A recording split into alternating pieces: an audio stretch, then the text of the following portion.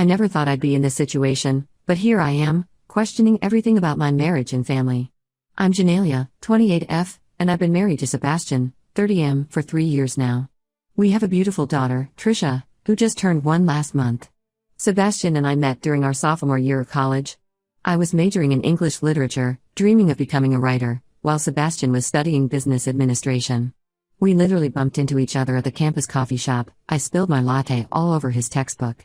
I was mortified, but Sebastian just laughed it off and asked me out for a replacement coffee.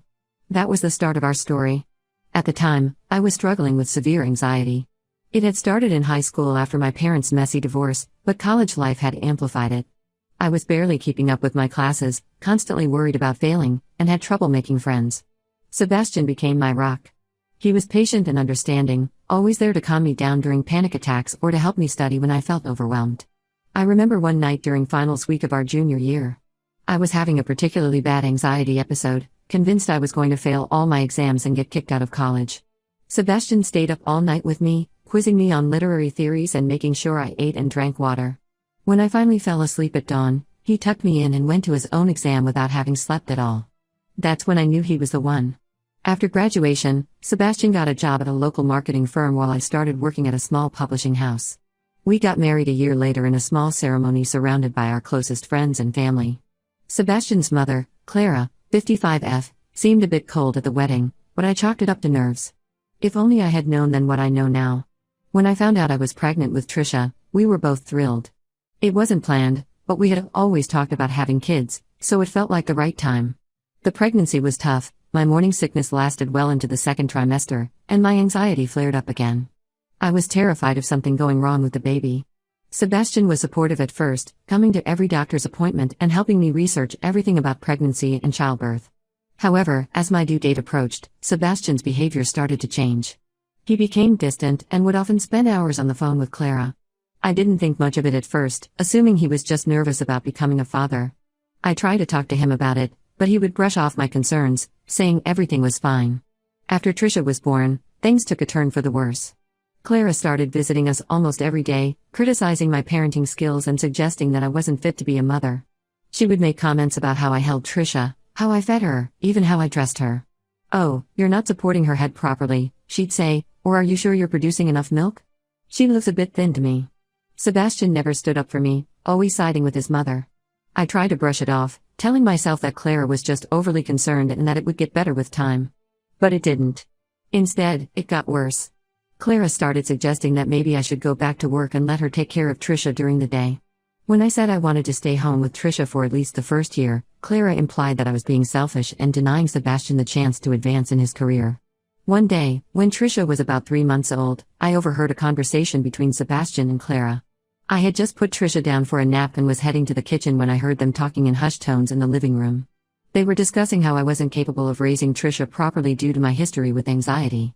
Clara suggested that they should consider having Sebastian's sister, Megan, 32F, adopt Trisha. To my shock and horror, Sebastian agreed that it might be for the best. I stood there, frozen, unable to believe what I was hearing. My own husband, the man who had supported me through my darkest times, was considering giving away our daughter. I must have made a noise because they suddenly stopped talking. I rushed back upstairs before they could see me, my mind reeling. I confronted Sebastian that evening after Clara left. He tried to downplay the conversation, saying they were just discussing hypothetical scenarios, and that he would never actually consider giving up our daughter. But I could see the guilt in his eyes. He knew he had been caught. Over the next few months, the pressure from Sebastian and Clara intensified. They would constantly bring up scenarios where I might struggle as a mother, always circling back to how Megan would be a more stable parent. Megan herself started visiting more often, always offering to take care of Trisha and making comments about how she wished she had a baby of her own. I felt like I was going crazy. Every time I expressed my concerns to Sebastian, he would dismiss them, saying I was being paranoid. But I couldn't shake the feeling that they were all working together to push me out of my daughter's life. I started having nightmares about coming home to find Trisha gone, taken away by Sebastian and his family. My anxiety, which had been under control for years, started to resurface. I found myself constantly on edge, afraid to leave Trisha alone with Sebastian or his family. I started seeing a therapist again, trying to work through my fears and doubts. But every time I started to feel better, something would happen to bring all the anxiety rushing back. I remember one particularly bad day when Trisha was about 8 months old. I had a migraine and asked Sebastian to watch Trisha while I laid down for a bit. When I woke up a couple of hours later, the house was quiet. Too quiet. I rushed downstairs in a panic, only to find Sebastian and Megan playing with Trisha in the backyard. They looked so natural together, like a perfect little family. When Sebastian saw me, he had the grace to look guilty, but Megan just smiled and said, "Oh, we didn't want to wake you. You looked so peaceful." Things came to a head last week when I came home early from work and found Sebastian, Clara, and Megan in our living room with a man I didn't recognize. They quickly ended their conversation when they saw me, but I managed to catch a glimpse of some papers on the coffee table that looked suspiciously like adoption forms. The stranger hurriedly gathered the papers and left, while Sebastian tried to distract me with questions about my day. I confronted Sebastian later that night, and he finally admitted that they had been seriously considering having Megan adopt Trisha. He tried to justify it by saying it was all for Trisha's benefit, that Megan could provide a more stable home environment. He even had the audacity to suggest that I could still be part of Trisha's life as her aunt. I was devastated. The man I thought I knew, the man who had supported me through my darkest times, was now trying to take away the most precious thing in my life. I packed a bag for myself and Trisha and left to stay with my parents. Now, I'm torn. Part of me wants to fight for my daughter with everything I have. I look at Trisha, with her curly brown hair and big green eyes, so much like mine, and I can't imagine not being her mother. I think about all the milestones I'd miss, all the moments I'd never get to share with her. The thought of it makes my heart ache. But another part of me is scared that maybe they're right, that maybe I'm not fit to be a mother. What if my anxiety does come back full force? What if I can't handle the stress of raising a child? What if Trisha would be better off with Megan? I don't know what to do next. Should I file for divorce? Should I seek full custody? Am I overreacting? I feel like my whole world has been turned upside down, and I don't know who to trust anymore. The only thing I'm sure of is that I love Trisha more than anything in this world, and I want what's best for her. But what if what's best for her isn't me? Update 1. It's been 2 weeks since I left Sebastian and moved in with my parents. These have been some of the most challenging days of my life, but also some of the most enlightening. First, I want to thank everyone who commented on my original post. Your support and advice gave me the strength to take action. As many of you suggested, I contacted a lawyer specializing in family law. Her name is Rachel, and she was recommended by a friend from college who went through a messy divorce last year. When I met with Rachel and told her my story, she was shocked. She said she'd seen a lot of custody battles in her career, but nothing quite like this. Rachel immediately started working on my case. She advised me to gather as much evidence as possible, texts, emails, anything that showed Sebastian and his family's intent to adopt out Trisha without my consent. She also suggested I keep a detailed journal of all interactions with Sebastian and his family. The day after I left, Sebastian started bombarding me with calls and messages. At first, he was apologetic, claiming he had made a huge mistake and begging me to come home. He said he loved me and Trisha, and that he had just been confused and overwhelmed by the pressure from his mother. Part of me wanted to believe him, to go back to the life we had before all this started. But then I remembered the look on his face when I confronted him about the adoption papers, and I knew I couldn't trust him. When I didn't respond to his pleas, Sebastian's tone changed. He started threatening to fight for full custody, saying that with my history of anxiety, no judge would ever side with me. He said his family had connections in the legal system, which I later found out was a bluff, and that I would never see Trisha again if I didn't come back. His threats only strengthened my resolve. Rachel advised me to document everything, every call, every text, every interaction.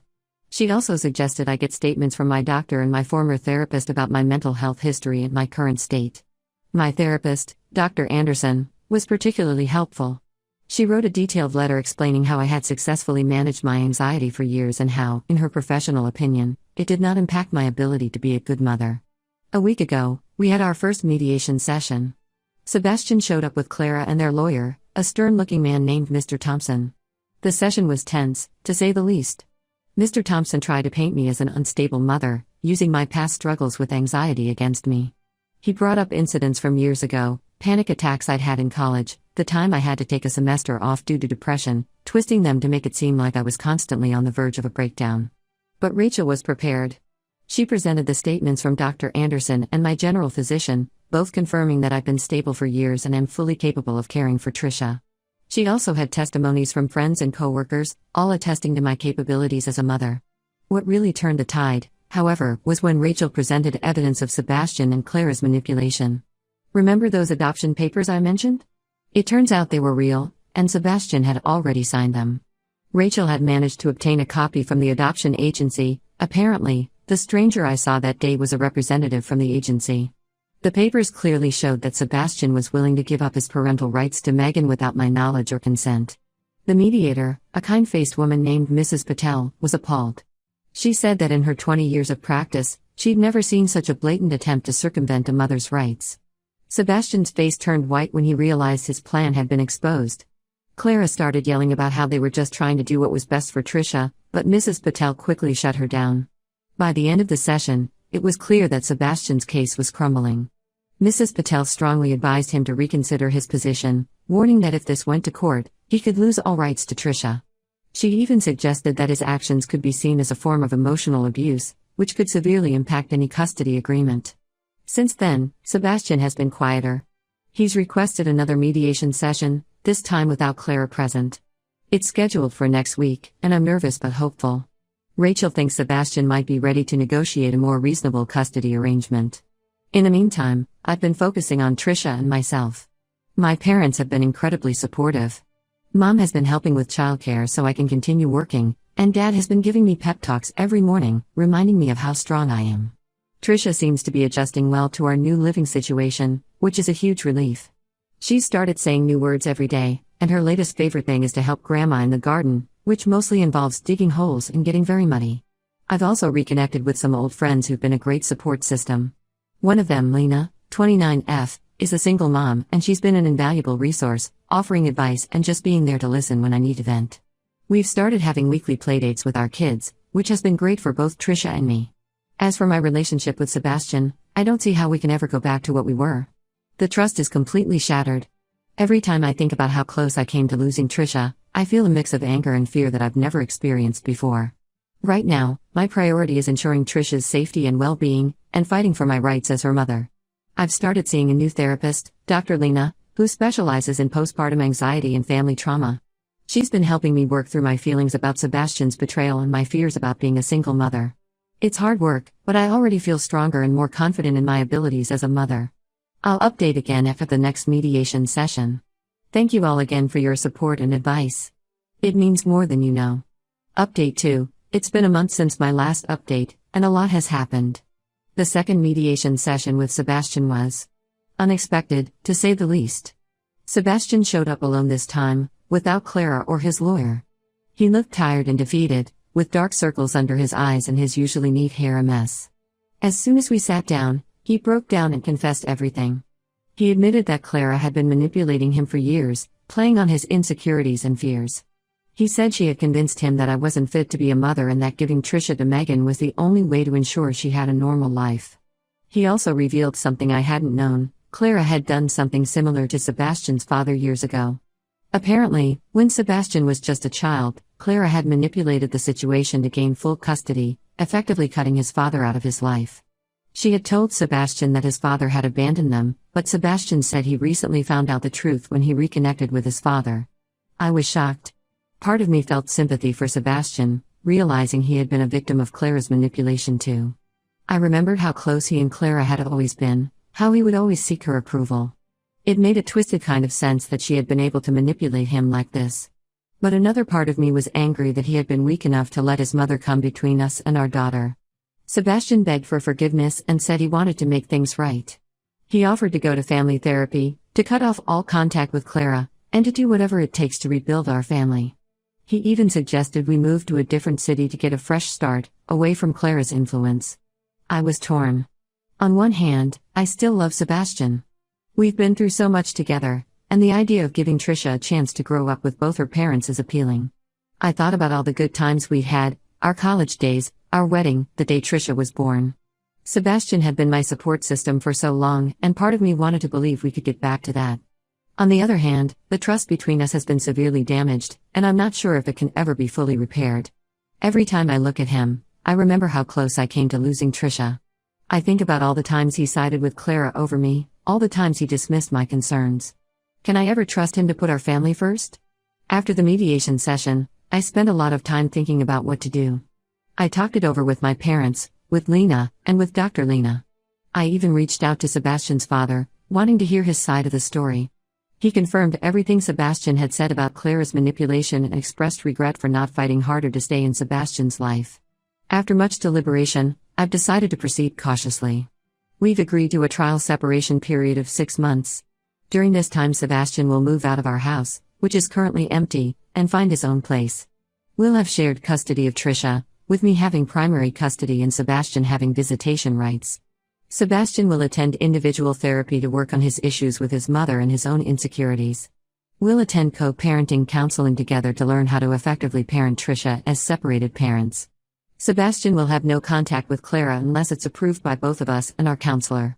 At the end of 6 months, we'll reassess the situation and decide whether to proceed with divorce or attempt reconciliation. It's not an ideal situation, but I believe it's the best compromise for now. It gives Sebastian a chance to prove he's serious about changing, while also protecting Trisha and me.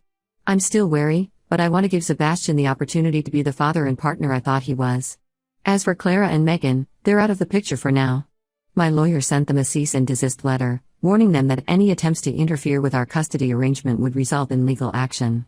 Megan sent me a long email apologizing for her role in everything, saying she had no idea how far Clara was willing to go. I'm not sure I believe her, but I appreciated the gesture. I'm still living with my parents, but I'm starting to look for my own place. I want to establish a stable home for Trisha, whether Sebastian is part of it or not. My parents have been amazing through all of this, but I know I need to stand on my own 2 feet. This whole experience has been a roller coaster, but I'm trying to stay positive. Trisha is happy and healthy, and that's what matters most. She's starting to walk now, tottering around the house and getting into everything. Watching her grow and learn new things every day reminds me why all of this is worth it. I'm taking it one day at a time, focusing on being the best mother I can be. I've started writing again, something I hadn't done since college. It's mostly just journaling for now, but it feels good to put my thoughts on paper. Maybe someday I'll write that novel I always dreamed about. I'll update again in a few months when we reach the end of our trial separation. Thank you all for your continued support and advice. It's been a source of strength during this difficult time. Update 3. It's been 6 months since my last update, and today marks the end of our trial separation period. These past months have been a journey of self-discovery, healing, and difficult decisions. First, the good news: Trisha is thriving. She's now almost 2 years old, walking, talking, and bringing joy to everyone around her. She's adjusted well to the custody arrangement and seems happy spending time with both Sebastian and me. Her vocabulary is expanding rapidly, and she's starting to form simple sentences. Just yesterday, she pointed at a picture of us and said, "Mommy, Daddy, Trisha family." It melted my heart and broke it a little at the same time. As for Sebastian, he's made significant progress. He's been consistent with his therapy sessions and our co-parenting counseling. He's maintained the no-contact rule with Clara and has been working hard to rebuild his relationship with his father. I've seen real changes in him. He's more confident, more assertive, and seems to have a clearer sense of who he is outside of his mother's influence. Our co-parenting relationship has improved dramatically. We've learned to communicate effectively about Trisha's needs and to present a united front even when we disagree. It hasn't been easy, but we've managed to put Trisha's well-being first. We've even started having family dinners once a week, which Trisha absolutely loves. Now, for the difficult part. After much soul-searching and countless discussions with our counselor, we've decided to proceed with the divorce. Despite Sebastian's progress and our improved co-parenting relationship, I realized that I couldn't fully trust him as a partner again. The betrayal ran too deep, and I found myself constantly waiting for the other shoe to drop. Every time Sebastian made a decision without consulting me, even something as simple as changing Trisha's nap schedule, I would feel a surge of panic. Was this the start of him trying to take control again? Was Clara somehow influencing him behind the scenes?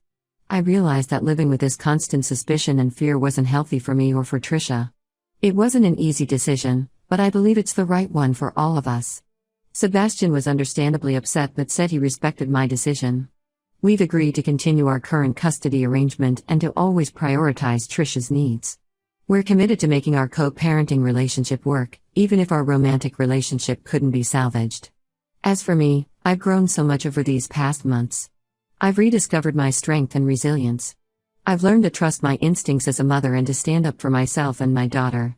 I've also started dating again, casually for now, but it feels good to know that there's life after this difficult chapter. I've moved into my own apartment, a cozy 2-bedroom place with a small backyard where Trisha can play. It's been challenging at times, balancing single motherhood with work and my own needs, but it's also been incredibly rewarding. I feel like I'm finally in control of my own life. Clara made one last attempt to insert herself into our lives about a month ago. She showed up unannounced at my new apartment, demanding to see Trisha. I stood my ground and refused, reminding her of the cease and desist order. She left in a huff, but not before threatening to take us to court for grandparents' rights. My lawyer assures me she doesn't have a case, but we're prepared if she tries anything. Looking back on this whole ordeal, I can hardly believe how much has changed in just over a year. While it's not the happy ending I once imagined, I'm proud of how far I've come. I'm excited for this new chapter in my life, focusing on raising Trisha, advancing in my career, and rediscovering who I am as an individual. I've started writing more seriously, working on a children's book inspired by my experiences with Trisha. It's been therapeutic and exciting, a way to channel all the emotions of the past year into something positive. To anyone going through a similar situation, remember, trust your instincts, don't be afraid to ask for help, and always put your child's well-being first. It won't be easy, but you're stronger than you know.